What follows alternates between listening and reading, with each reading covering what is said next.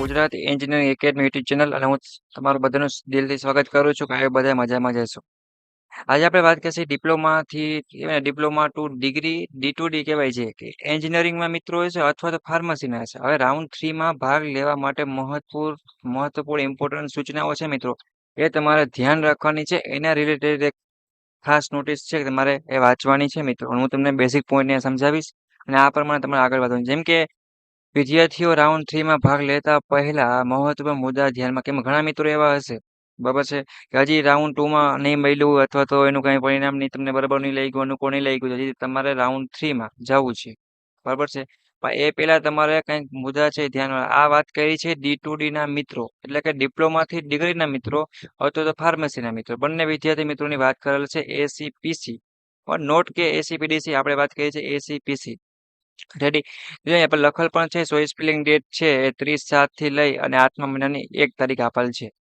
હવે આપણે point wise મિત્રો વાંચીએ કે શું કહેવા માંગે છે મેરિટ રેન્ક ધરાવતા બધા જ ઉમેદવારો રાઉન્ડ 3માં ભાગ લઈ શકે છે. જેમ કે મેરિટ રેન્ક ધરાવે છે જે મિત્રોને મેરિટ રેન્ક આવી ગયો છે એ મિત્રો બધા એવા છે કે એ ભાગ લઈ શકશે મીન્સ કે રાઉન્ડ 3માં તમે ચોઈસ ફિલિંગ કરી શકશો. શોર્ટમાં તમને કહું તો આ વસ્તુ એ ખાસ બીજું એમ કહેવા માંગે છે ઉમેદવાર રાઉન્ડ 3માં ભાગ લેવા માટે સમિતિ આપવાની રહેશે. ત્યારબાદ ઉમેદવાર ચોઈસની તમામ પ્રાથમિકતા બદલી શકે છે. જેમ કે ચોઈસ ઉમેરી શકે છે ડિલીટ કરી શકે છે બદલી શકે છે.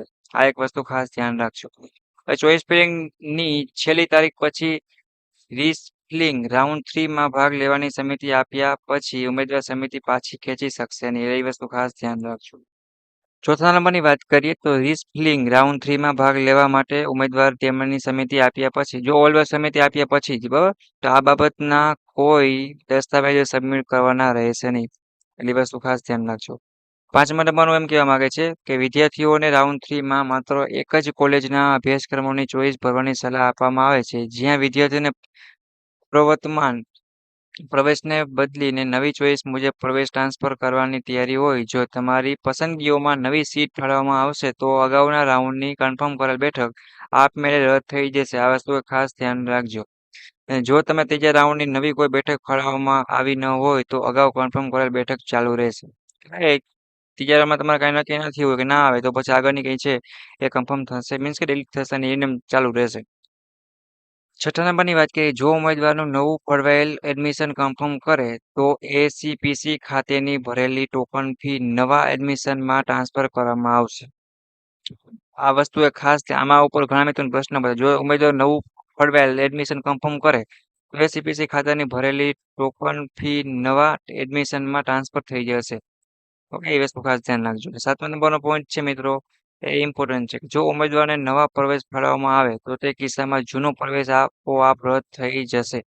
એટલે એ વસ્તુ ધ્યાન રાખજો મીન કે તમારે રાઉન્ડ 3માં મળી ગયું એમાં તમે ચોઈસ મીન્સ કે હાલો આગળ વધી પણ ગયા તો આગળનું છે પછી કેન્સલ થઈ જશે. જો ઉમેદવારો નવા ફાળવેલ પ્રવેશને કન્ફર્મ ન કરે તો જૂનો પ્રવેશ કોઈ પણ સંજોગમાં ફાળવી શકશે નહીં કે ટ્રાન્સફર કરી શકશે નહીં. એટલે એ વસ્તુ પણ ખાસ ધ્યાન રાખજો. લાયક પહોંચમાં જ એવું છે મિત્રો.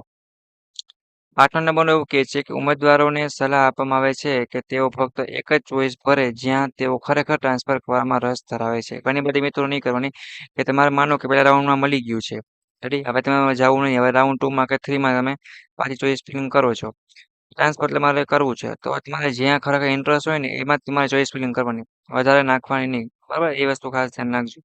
ત્યાં ફક્ત એક જ ચોઈસ ભરે કે જ્યાં તેઓને ખરેખર ટ્રાન્સફર કરવું છે મીન્સ ખરેખર અહીંયા જવું છે અહીંયા જ ઓકે. જો ઉમેદવાર તેની અગાઉ કન્ફર્મ કરેલ પ્રવેશ પર જો અભ્યાસ કરવા માંગે છે અને અન્ય કોઈ પસંદગી ધરાવતું નથી તો વિદ્યાર્થીઓને રાઉન્ડ 3માં ભાગ લેવાની અથવા કોઈ પણ પ્રકારની પ્રક્રિયા કરવાની જરૂર રહેતી નથી. માનો કે આગળ તમે કન્ફર્મ કરેલ પ્રવેશ છે એમાં તમે અભ્યાસ કરવો છે ત્યાં તમારે જવું છે સ્ટડી માટે એ તમારે બરાબર છે બ્રાન્ચ કે તમારું કોલેજ તો પછી તમારે આગળ કાંઈ પણ પ્રોસેસ કરવાની જરૂર છે નહીં.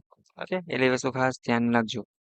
આટલી વસ્તુ છે મિત્રો કે તમારે D2D એડમિશન છે ડિપ્લોમાથી ડિગ્રી એન્જિનિયરિંગ અને ફાર્મસી બંને વિદ્યાર્થી મિત્રોને આ વસ્તુ ખાસ મિત્રો ધ્યાન રાખવાની છે કે ઘણા મિત્રો એડમિશન ટાઈમે ઘણી બધી ભૂલ કરતા હોય છે પછી એડમિશન કેન્સલ થઈ જતું હોય છે તો એક યર બગડતું હોય છે. કે ઘણા મિત્રોનું એક વર્ષ છે કે નાની મોટી ભૂલના કારણે બગડે છે અને ઘરે બેસવું પડે છે બરાબર છે. એટલે એ વસ્તુ ખાસ ધ્યાન રાખવાની છે. આપણે વાત કરી છે ડિપ્લોમા ટુ ડિગ્રી એન્જિનિયરિંગના મિત્રો હશે બરાબર છે. અને ફાર્મસીના મિત્રો રાઉન્ડ 3 માં ભાગ લેવા માટે સૌથી પહેલા આ પોઈન્ટ પહેલા તમારે વાંચી લેવાના રહેશે.